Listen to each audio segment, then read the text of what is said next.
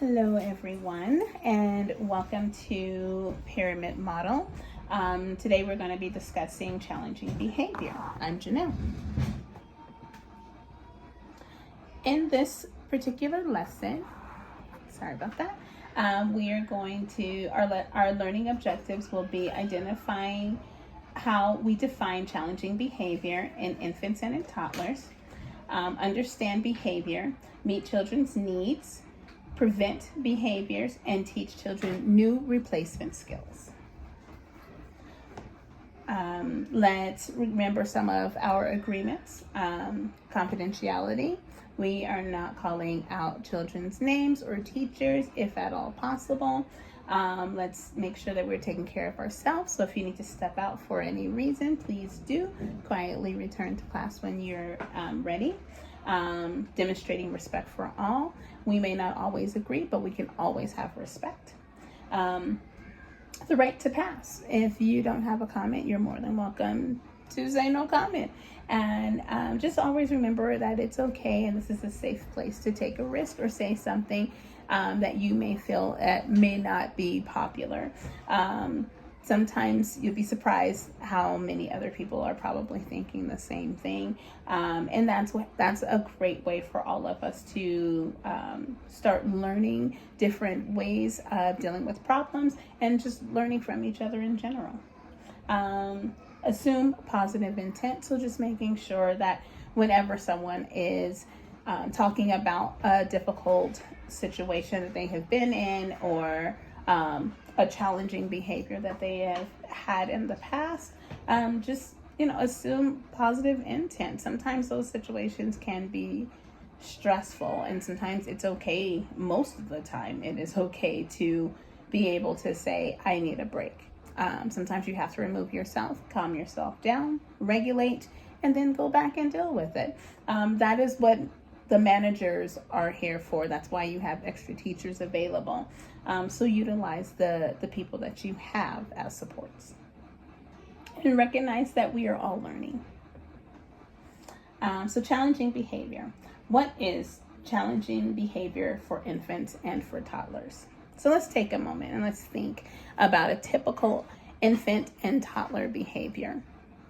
What behaviors might we expect to see in infants and or toddlers demonstrating as they are growing within their independence? Sometimes those behaviors can be described as challenging, and now we have to understand what is still typical. So when I think about an infant, I'm also thinking about what's normal for an infant. So infants don't just get up and say, hey, I'm hungry. They can't say that, but they will cry.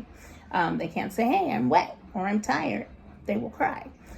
So sometimes that can be challenging for people. Long, extended periods of crying can be long for people, or stressful for people. They will communicate that they are hungry. They will communicate that they are tired. And they also communicate that they're not comfortable. And then there are some times when they just need attention. And when those situations happen, what do you do? How do you handle it? How do you keep yourself calm and regulated while dealing with this challenging behavior? Those are some of the things we're going to discuss. With their growth and development, those challenging behaviors, they come, they go. Sometimes they will change just a little bit, but it still can be challenging.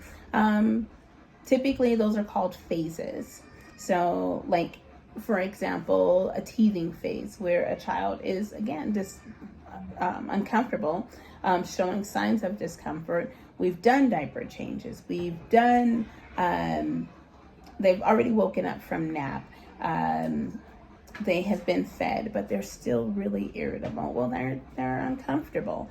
And that's the phase that they're going through with teething. I'm sure that is painful. Another one would be sleep regression, where their sleep schedule changes. And boy, do I feel bad for parents when that happens. That's a challenge for everyone in the house. And so that's where us as caregivers come in to play as, I say, superheroes. We are able to express that to parents and let them know that this is typical, that they're not doing anything wrong, and we're there to support them.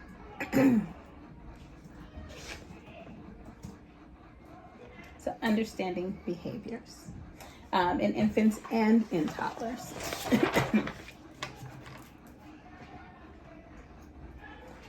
So this one I think is very cute. This little poor baby crying.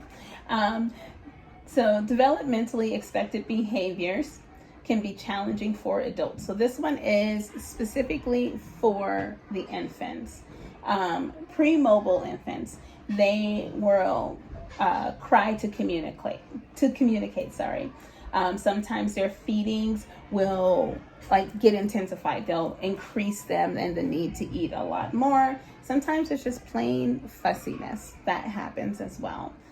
For our mobile infants, they start taking toys and mouthing toys and climbing on each other, knocking things down. They'll have stranger anxiety, biting, and they'll also have fussiness as well during that time.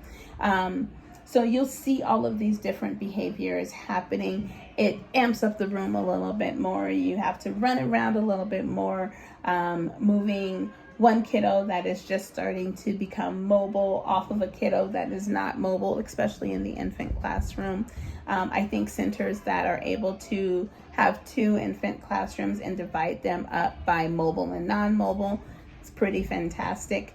But not all centers have that capability. So it's, how do you deal with that? What do you do when you have kiddos that are non-mobile in a classroom with kiddos that are mobile? You know, the mobile kiddos want to eat the faces of the kiddos that are non-mobile, and there's no bad intention. They're curious, but the behavior of it is challenging. It is constant. You're constantly repeating yourself, moving a kiddo away from another kiddo, transitioning a kiddo over here, redirecting them over here. And that can be a little tiresome throughout the day. So yeah. What does that look like for toddlers? So for toddlers at their age, well, although infants can be a little challenging during those moments, so can toddlers. Now you're having to deal with hearing the word no. Again, them getting into everything. On the shelves, trying to climb on the shelves, trying to pull stuff down off the shelves, high levels of activity and really wanting to sit. So it's really hard to do a circle time and read a book because you have some up and some down and running over here to play with the box and all of those kind of things. So trying to keep all of them engaged, insisting on doing things independently, whining or crying, claiming that it is theirs, saying the mine, that's mine, when the item isn't. All of those things can be really, really challenging to deal with throughout the day. A lot of these things can, although they can't be prevented, they can be redirected. They can have actions put ahead of them so that while you're knowing your kiddo, you know how to anticipate what items or what centers or what activities are going to bring on certain behaviors, so that either you can stay close to that kiddo or you can have your co-teacher stay close to that kiddo or provide a structured activity in that center. Keeping all of those things kind of in mind will definitely help and support those situations. Temper tantrums can be definitely hard for a lot of people.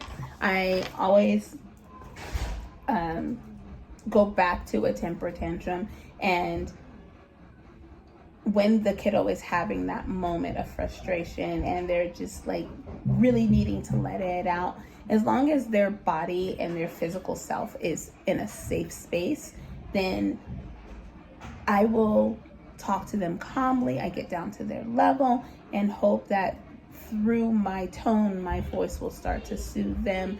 I ask if they want a hug. I ask them before they want to be touched because I don't want to get them more frustrated. And so just giving them the right to have an opinion in the matter during a situation like that tends to calm down children. So keep all of those things in mind when you're going through that.